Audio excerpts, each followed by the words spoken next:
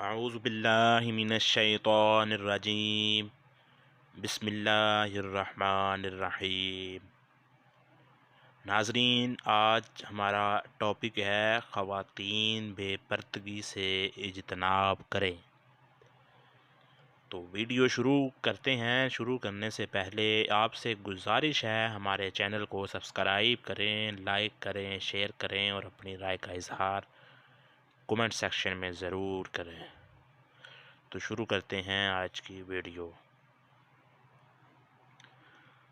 محمد بن ابراہیم سے روایت ہے کہ عبد الرحمن بن عوف کی لونڈی کہتی ہیں کہ میں نے سیدہ ام سلمہ سے کہا، میں اپنا پلو لمبا رکھتی ہوں اور کبھی ناپاک جگہ سے بھی گزرنا پڑتا ہے، تو انہوں نے کہا کہ رسول اللہ صلی اللہ علیہ وآلہ وسلم نے فرمایا، اس کے بعد والی پاک زمین اسے پاک کر دیتی ہے۔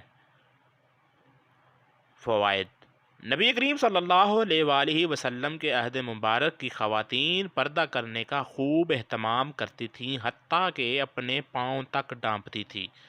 کپڑے کا پلو یا کنارہ کسی گندی جگہ یا غلاظت پر لگ جائے تو بعد والی پاک زمین پر گھسٹنے سے وہ خود ہی پاک ہو جاتا ہے۔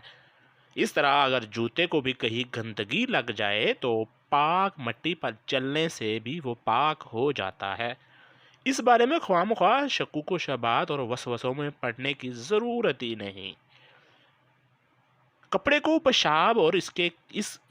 پیشاب اور اس قسم کے کپڑے میں جذب ہو جانے والی گندگی لگ جائے تو اسے دھونا لازمی ہے۔ سیدنا عبداللہ بن عمر بیان کرتے ہیں کہ جس نے تکبر سے اپنا کپڑا ٹخنوں سے نیچے لٹکایا تو اللہ تعالیٰ قیامت کے دن اس کی طرف نہیں دیکھے گا۔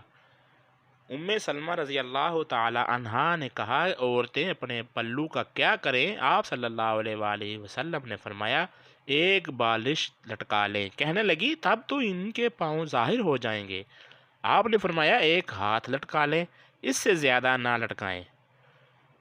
بس اس سے ثابت ہوا کہ متکبر شخص قیامت کے دن اللہ تعالیٰ کی رحمت سے محروم ہوگا۔